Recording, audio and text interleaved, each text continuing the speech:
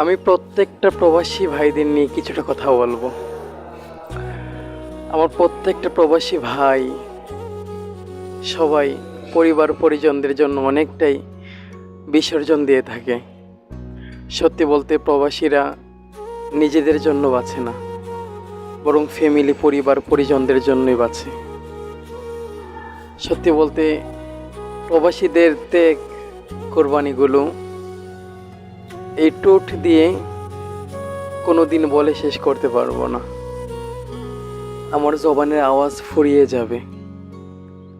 তারপরেও প্রবাসীদের মনের সেই কথাগুলো বলে কোনোদিনও প্রকাশ করে শেষ করতে পারবো না।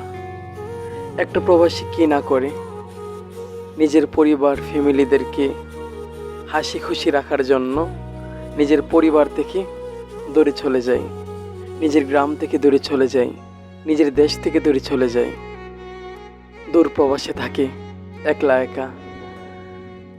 24 ঘন্টার মধ্যে 12 ঘন্টা 14 ঘন্টা 16 ঘন্টা ডিউটি করার পর রুমে আসে, এসে আবার নিজে রান্না করে, রান্না করার পর আবার খাবার খায়। মাঝে মাঝে মন নাও চাই যে কী রান্না করব, কি খাবো, এমনিতেই শুয়ে যাই, শরীর ক্লান্ত হয়ে যায়। সত্যি বলতে প্রবাসীদের কোরবানি বলে প্রকাশ করার মতো নয়।